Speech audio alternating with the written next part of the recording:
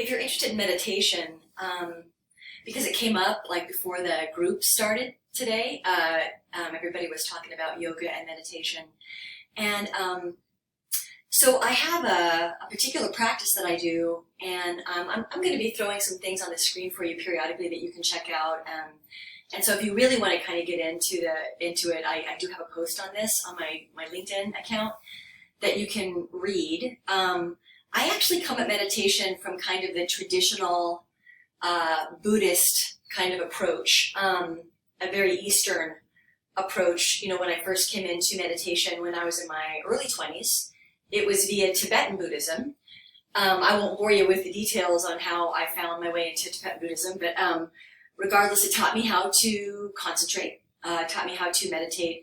And then, you know, as I moved back to the West Coast, I started getting into, wow, there's a lot of different kinds of meditation. Okay, I'll also just tell you that. And it's not that any of them are right or wrong. You know, they serve kind of different functions.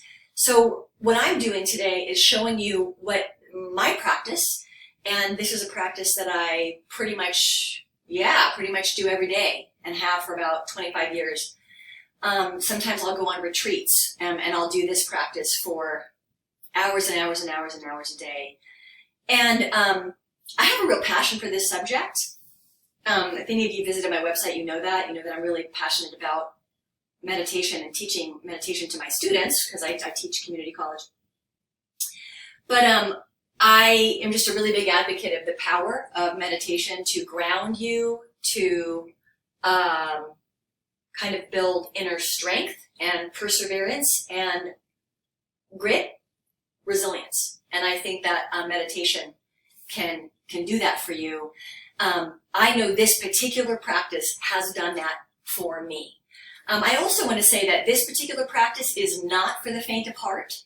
And I also want to say that, I don't have a degree in this. I'm just a practitioner of this. And so, I'm not a doctor, I'm not a medical doctor or any of that. And this practice, may be too much in the beginning, and that's okay. It took me many, many years to get to what I'm showing you today. And when I began my practice, I began with 5 minutes, and then over time and with community, I learned how to sit longer and longer and longer. And so now I try to sit 30 to 40 minutes every day. I really, you may not hear this from some people out there in the, the sphere of human discussion, but I actually really am a proponent of, I really encourage you to develop a daily practice that is at least 15 minutes long. And this is kind of, to me, it's like exercise, or it's a muscle. Your mind, you'll see. If you really hang in there with me today, you'll see. And in the beginning, it can just feel awful, okay? And in the beginning, if you're new to meditation, you may get sleepy. You may find yourself nodding off. I'm going to show you a couple things that you can do to kind of help you with that in just a little bit. And your mind will absolutely be all over the place. And by the way, that's okay. My mind is still all over the place. My experience, the practical application of meditation in my life is not that my mind has magically just started to kind of float on clouds and thoughts just kind of drift in and out of my mind. It's nothing like that in my experience of having like a long-term practice. It's more about when you experience an internal or external trigger. If any of you are familiar with Pema Chodron, I'm not sure if that's how you say her name, but she talks about this idea of Shempa, like a hook. Something triggers you, right? What meditation can do is it can create some space between getting triggered and your reaction. And in that space, you become an observer. Meditation actually builds that muscle so that, I'm going to stop talking here about it theoretically, because meditation is not something that you can talk about theoretically. You have to do it. to really get the benefits and to understand, to truly practically understand what it will do for you, you have to do it, right? It's just like you can't teach how to play guitar from a book, and you can't write some things you have to physically do, embodied cognition. So I think I'm just going to get right into the practice, but I will tell you, and I'm going to throw a little bit of research up here on the screen for you, that this particular practice is called concentration meditation. Okay, it's very specific, and it's going to seem very boring. Good, that's the point. So when you think about, what concentration means, right? If it's called concentration meditation, then the idea is that before we can really learn how to be mindful or do any of those other things, we need to learn how to concentrate our attention and to have some, I don't like the word control, I don't like that word at all, to have some knowledge, right? So to have some self-awareness, if you will, around all of that. So meditation, concentration meditation, kind of teaches you how to concentrate and be still. Okay, so I don't use any mantras. We're not going to be saying anything to ourselves. We're not going to be imagining anything in our minds. In fact, that's kind of the opposite of what we're doing in this particular practice. Okay, so I have chronic pain.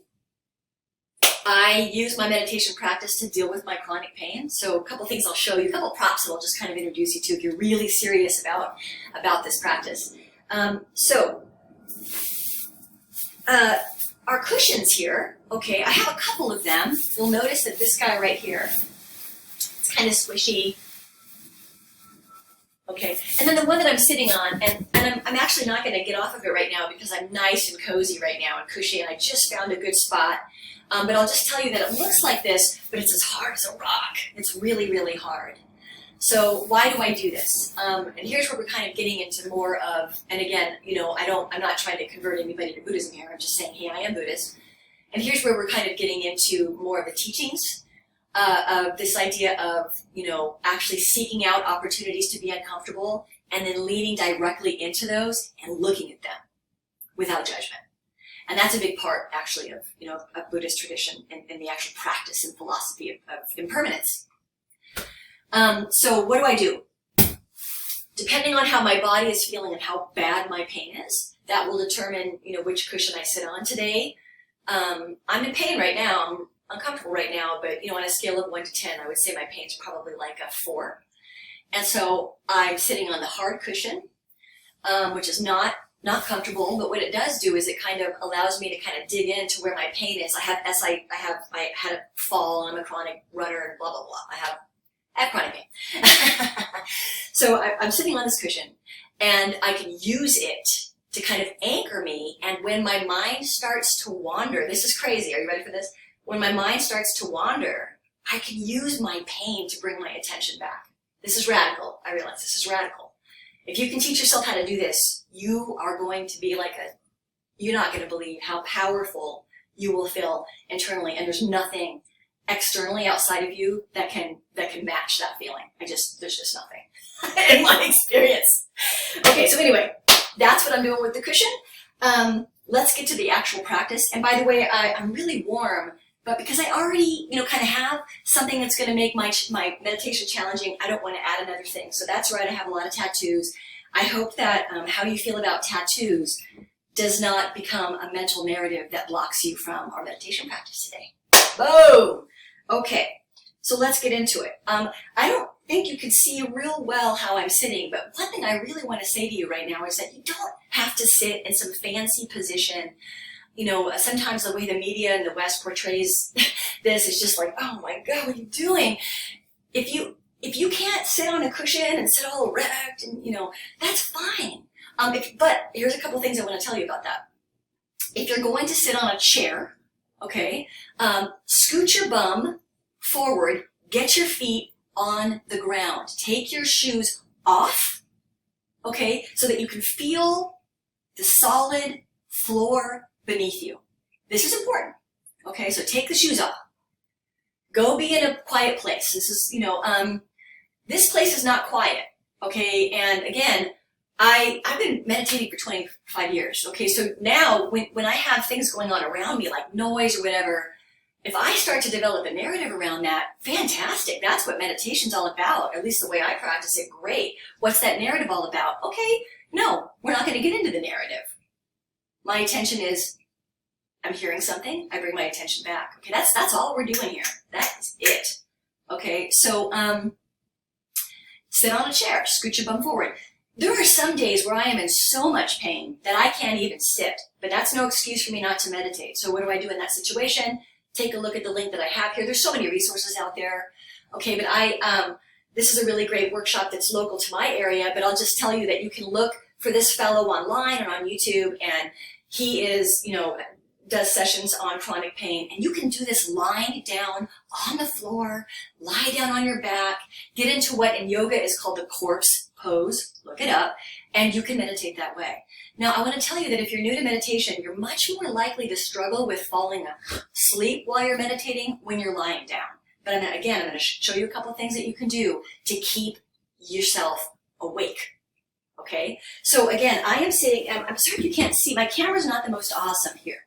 Okay, but I actually do sit the good old-fashioned traditional, on the cushion. My spine is erect here. I'm sitting kind of I'm allowing my body, my weight to just kind of relax into my sit bones.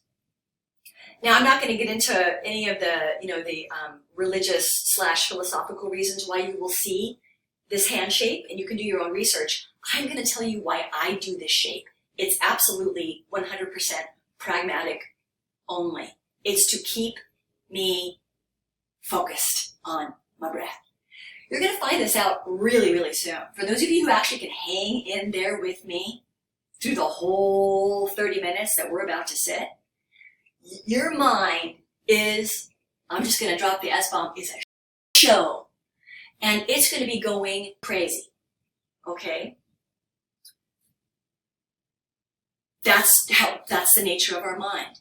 Okay, again, every once in a while I'll just drop Buddhist things, but I'm not trying to convert you to Buddhism. It's just that is my frame of reference, and so sometimes it just kind of slips in there. And I'm sure that in the West you've heard this as well, this idea of monkey mind, right? The constant, incessant chatter. Oh my gosh, I can't believe I said it to my mother. Oh my gosh, what am I going to have for breakfast? I can't believe he said that. Oh my God, what happens if I don't get that? That constant narrative, okay? If you're not aware of it, you're about to be introduced to it for the first time, perhaps. And you're going to be like, oh my gosh, I had no idea that my mind was so prolific, was so chatty. Okay? So, what is our job through that crazy town of our mind? The next thing that we're going to do is I want to introduce you to our anchor, which is the breath. And you might be like, yeah, whatever, everybody breathes. I mean, that's not a big deal. It actually really is a huge deal. You'll find out. For those of you who can stick it out for the full 30 minutes and hang. This is not for the faint of heart, what we're about to do. It's actually very important, what I'm about to tell you about breath. So whatever you think you know about breath, just pretend that you don't know it. Because in this particular practice, breath is everything. Because it is the little boat in the ocean that you gotta stay in for 30 minutes without going overboard and getting pulled into the dark, dark sea of crazy town, right? So what about the breath? Let me tell you about the breath. In this practice, we breathe in from the nose and out through the nose. Just watch for a moment. Can't hear me, but just watch.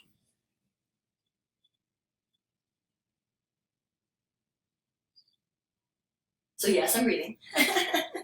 I'm breathing in through the nose and out through the nose, okay? And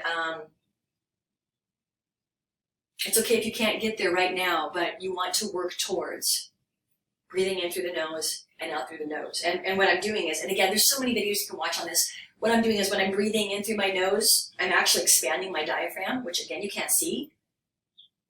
And that happens naturally. Please don't force any of this. We're not forcing our breath. We're not changing our breath, right? And I realize that there are practices out there that are like that, but that's not what we're doing here. Okay, what we're doing here is concentration meditation, and our anchor is the breath. So you're breathing in through your nose and out through your nose. Now you can keep your eyes open, which they do in Zen. Buddhism, by the way, is Zazen. They believe that having that stimuli is actually an important part of the practice.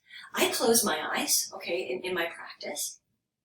And I turn my attention, if you will, here. So I kind of if you will, I kind of gaze at the inside of my forehead. Okay? And I breathe in through my nose and out through my nose. Now, if you try that, by the way, don't just listen to what I'm saying, do it. Okay, if you're not feeling anything coming in through your nose and out through your nose, welcome to the subtlety of concentration meditation. So here's what we're going to try. Check this out. Put one of your fingers over one of your nostrils. Just close your eyes for a moment. And breathe in through your nose and out through your nose. And as you're doing this, notice the sensation. Notice the sensation that's happening right here at your nostril. Let's give it a shot. Don't force anything.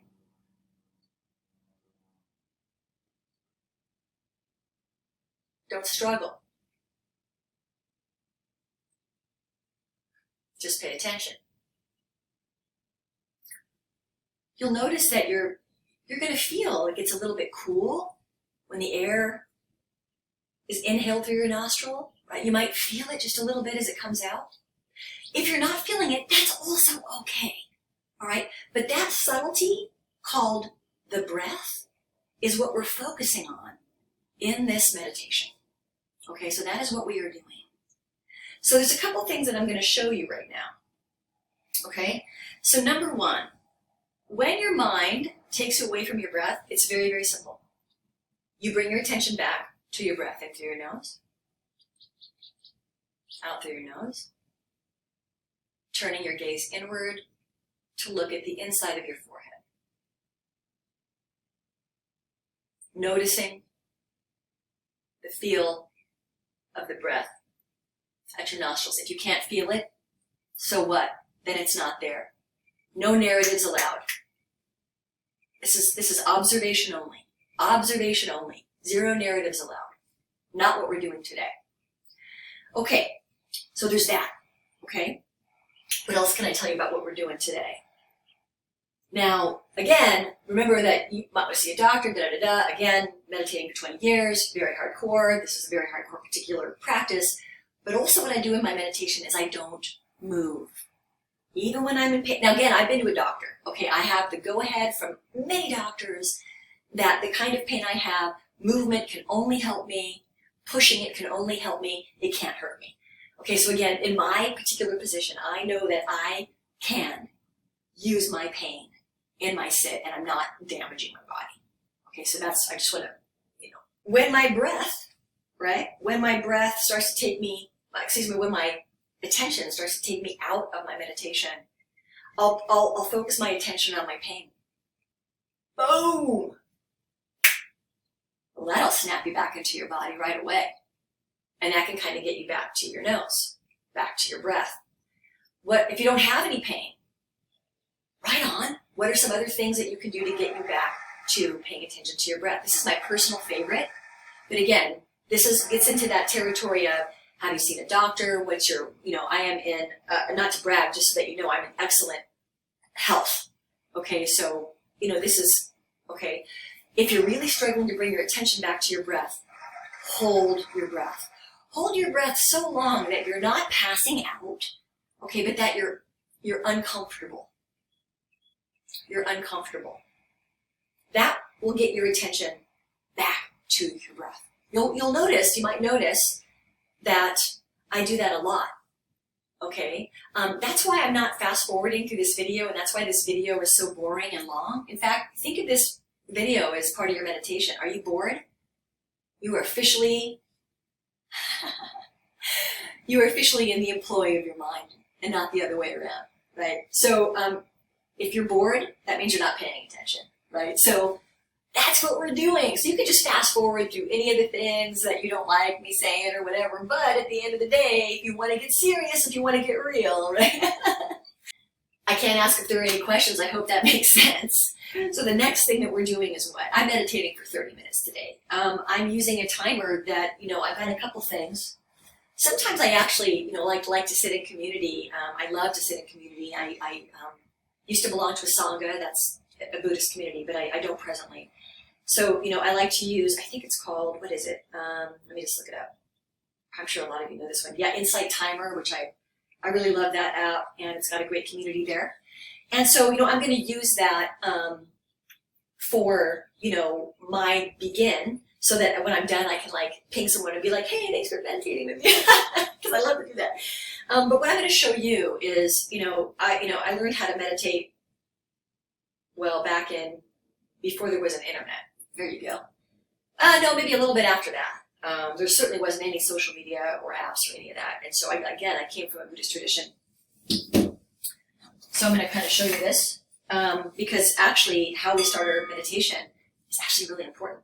And that's why I want to say right now that if you're serious, please take a moment to go get into a quiet place where you will not be disturbed by your husband, your wife, your kids, your dog, your cat, your boss, your friend, fill in the blank. Get into position. Don't judge yourself about what position that is. We're not doing that. And get ready to sit. So how do we begin to sit in this practice? In this practice, again, there's no mantras. There's no saying anything in your head. There's none of that, okay, in this particular practice. I'm not judging any of those. Those all have great, see that, and oh, my pain, this is good. Those are all great. Okay, again, I'm showing you concentration meditation, a very specific kind of meditation. So what I have here is a good, beautiful bell. And I love this bell, and I don't know how you're really going to see this because I don't have my mic set up here for you to really appreciate this. But this is actually very, very helpful. What you'll notice if you can hear it here is that this bell has a long, sustaining sound that just goes on and on and on. And when we begin this particular practice, we want to prime our mind for the practice, not with words. Words mean thinking. We're not thinking. We're meditating. We're concentrating. Thinking and concentrating are not the same thing. Okay? So what the bell does for us is it gives us an anchor point to fix our attention on. And what I want you to do is I want you to listen to the sound of the bell. Listen to the sound of the bell until you cannot hear it anymore. This is also a very important part of this practice. You might feel yourself trying to listen to more of the bell. Whoops. Nah. Shempa. You caught yourself trying to get somewhere. Opposite of what we're doing in this particular practice. You're not trying to hear the bell.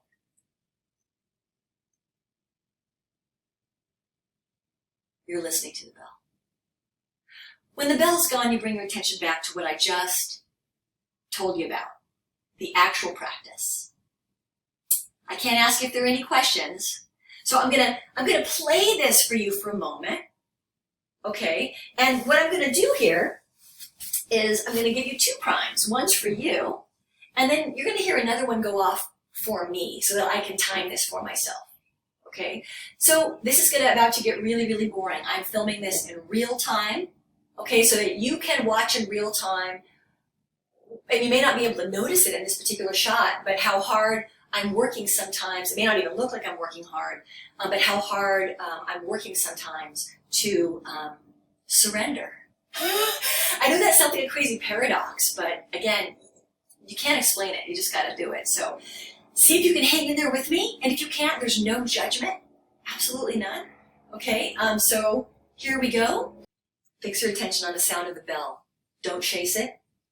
When you no longer hear the sound of the bell, return your attention to your breath. See you in a half hour, everybody. Good luck.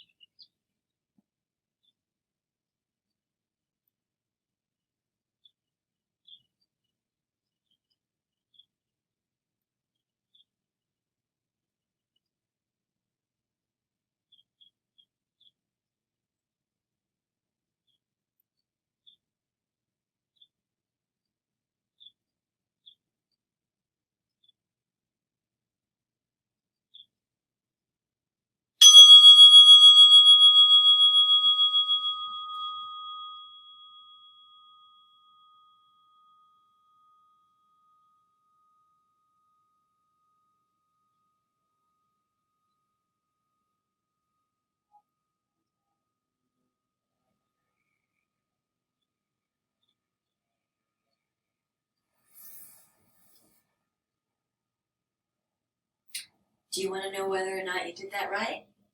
If you are still here, you did that right. Welcome back. In case you're wondering what I did there at the end, and again, remember that I'm coming from a Buddhist tradition. So I end all my meditations like that, and look on the screen here, you can kind of get a little bit of research about what I'm doing in my mind when I just bow to you. But when I'm not recording and I know that people are watching, then I still do this. And so what am I doing when I'm bowing? It depends. Going back to the idea of Shempa, or your hook, or your trigger, I always make it be about that. So let me give you a for instance. Let's say that I had a very painful, difficult conversation with someone. Maybe there's someone that I don't like, they don't like me, I don't feel safe around them, or fill in the blank, right? Then often I will use that person as my moment of compassionate intention for the end of my practice. I realize this can be crazy, how far this can go. I don't want this to be a really long video. Let me just say this. This practice has saved my life, I feel. It's healed relationships that I didn't think were possible to heal. I think it's responsible largely for why I'm happily married at 15 years. And, to be in a relationship with anything for a long time requires all the things that meditation asks you to cultivate: patience, compassion, mindfulness, intentionality. So there's a lot of ways to meditate. For instance, it's all holes barred here, right? Because we're all women here. But I am officially in menopause. I just started, woohoo, and it sucks. And I have hot flashes and all the things. So today I was originally going to use my pain as a point of meditation, but instead, because I have so much activity happening in my belly here, which is just roiling with, I used a Vipassana. Again, look at the screen for information. Another kind of meditation involves body scanning. I switched over to that to just kind of be with the broiling and all of the gestalt that's happening around this stage in my womanhood. So, that's about it. I'm just showing you what I do in the morning, and I'm telling you it's amazing. All right, take care. Bye, everybody.